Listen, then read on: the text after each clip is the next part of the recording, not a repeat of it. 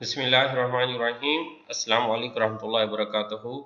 Welcome to the online class for English reading and writing. My dear students of grade 5, I hope you all will be fine. Here's your teacher Mrs. Naula. Today we are going to study lesson number 1 from unit 2. The title of this lesson is Creating a Nation. The main text of this lesson is available from page number 94 to page number 97. Let's start the reading. Creating a Nation. Now we are going to study page number 95. Taxes and Protests. In 1765, King George III of Great Britain needed money to rule his empire. How could he raise it? With taxes, Parliament, the law-making branch of the British government, passed a new tax called the Stamp Act. Every piece of paper sold in the American colonies had to carry a special stamp. Want to buy a newspaper? Stamp. Pay the tax. To most colonists, the Stamp Act was unfair. The British had the right to choose representatives to speak for them in Parliament. The colonists had no such right. How could Parliament tax them if they had no voice in government? The colonists held protest against the Stamp Act. Consequently, it was repealed or cancelled. But more taxes followed. Women protested a tax on cloth imported from Britain. How? They wove their own cloth at home. Before long, the situation grew worse. In 1770, British soldiers fired into a disorderly crowd in Boston. 5 colonists died. This tragedy is known as the Boston Massacre.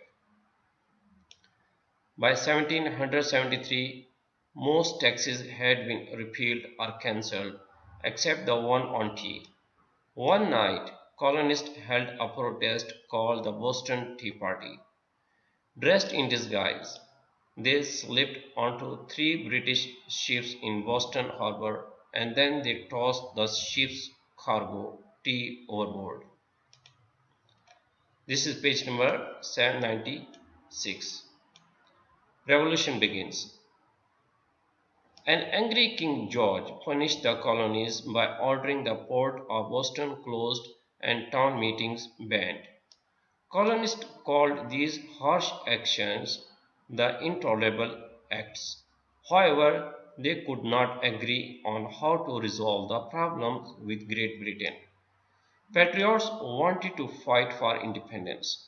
Loyalists wanted peace with the king. Many colonists were undecided. Finally, colonists called for representatives from each colony to attend a convention. This important meeting, the First Continental Congress, took place in 1774 in Philadelphia. After discussion, the delegates decided to send a peace proposal to the king. Congress ended, but the trouble continued.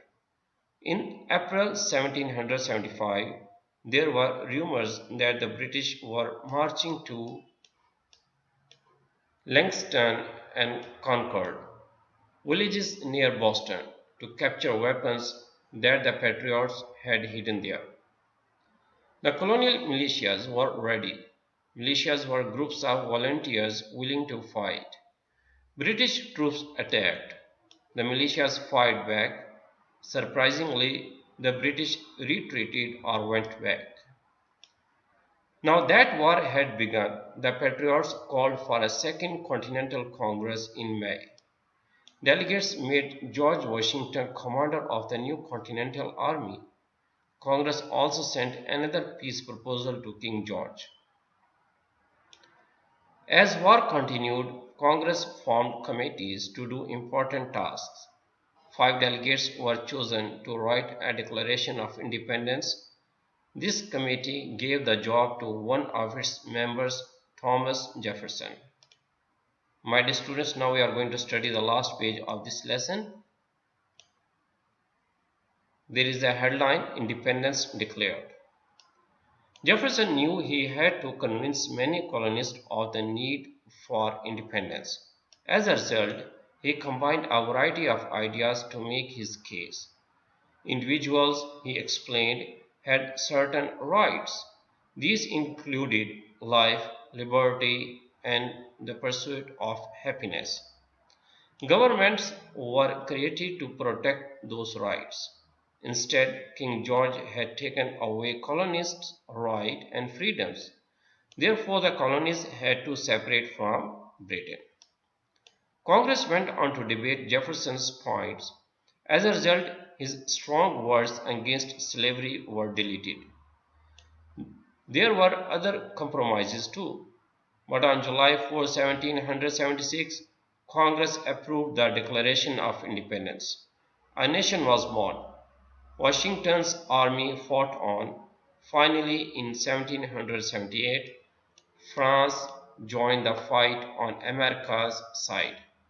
This was a turning point. In 1781, British troops surrendered in the war's last major battle. That year, Congress approved the Articles of Confederation. This document outlined a government for the former colonies. The United States was created as a confederation or a union of separate states. The Articles gave the states, rather than a central government, the power to make most decisions. In 1783, King George finally recognized the nation's independence. By then, though, the United States government clearly wasn't working very well. The states often didn't agree with one another. The revolution had ended. The work of shaping a government had just started. It would continue with a constitutional convention in 1787. My dear students, so far we have concluded our reading of the lesson whose title is Creating a Nation. I hope you will have understood all the things very well. Being a student, you are supposed to read the whole lesson at least twice. In order to get the meanings of difficult words, you are advised to use a sensible dictionary. I hope you will abide by the instructions. See you next time with a new lesson. Till then, bye bye. Stay home, stay safe.